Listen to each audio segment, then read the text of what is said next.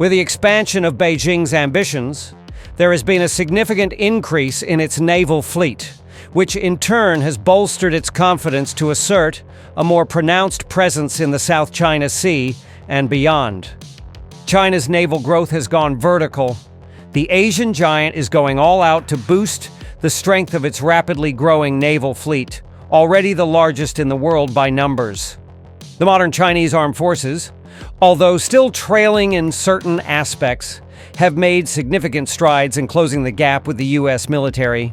The Chinese Navy has made remarkable advancements to its surface fleet, introducing new vessels that enable operations further away from the mainland.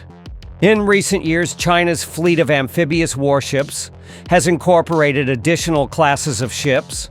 Beijing possesses a substantial civilian fleet consisting of roll-on, roll-off cargo ships, ferries, and various other vessels that could bolster its amphibious capabilities.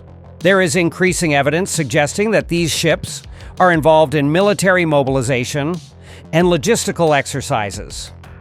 Under President Xi Jinping, China is undoubtedly aiming for maritime supremacy. The question remains whether it will achieve that goal. Here's all you need to know.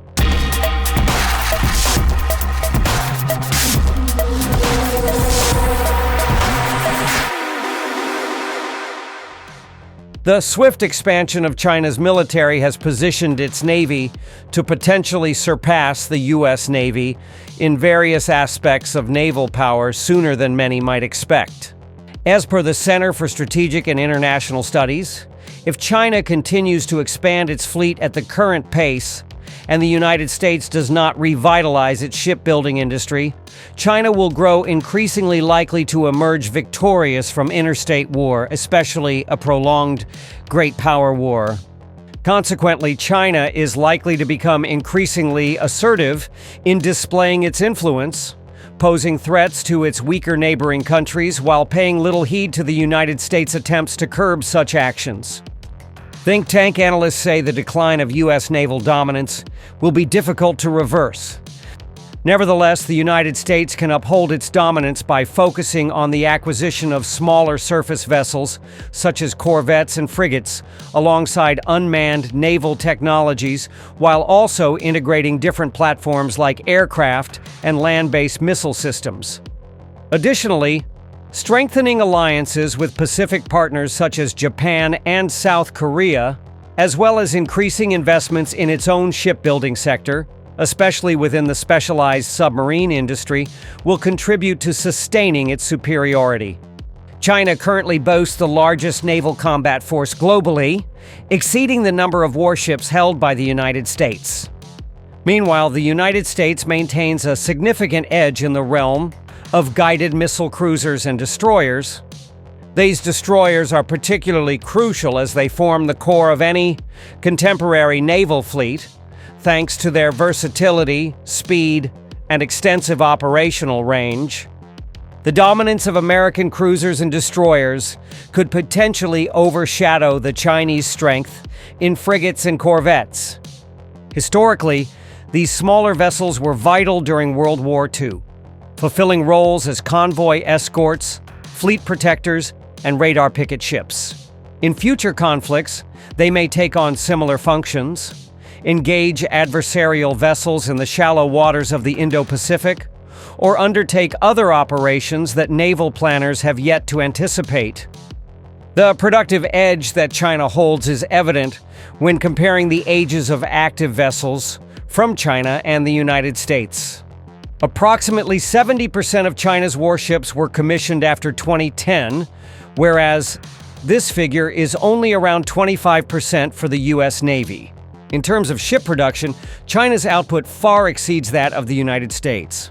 The extensive shipbuilding capabilities of China would grant it a significant strategic benefit in prolonged conflicts, enabling it to swiftly repair damaged ships or build replacements, a stark contrast to the United States, which grapples with a considerable maintenance backlog and would likely struggle to rapidly produce new vessels or fix damaged ships during a major power struggle. While the U.S. may encounter formidable challenges in significantly ramping up shipbuilding over the next decade, it could potentially mitigate China's advantage by strengthening its alliances with Japan and South Korea.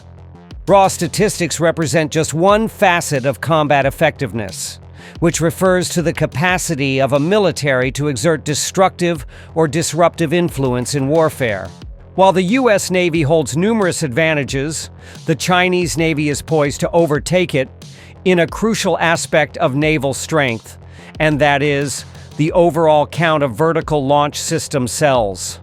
These VLS cells are sophisticated missile launch systems that enable vessels to deploy a variety of munitions, including anti-ship, land attack, and air defense missiles. However, China is set to close this gap in the coming years. Certain analysts maintain that the numerical superiority of China is essentially overshadowed by the significantly larger vessels of the U.S. Navy.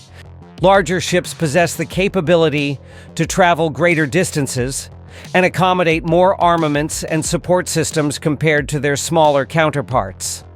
Consequently, the U.S. Navy's superior displacement indicates that China remains behind the United States regarding naval combat capabilities.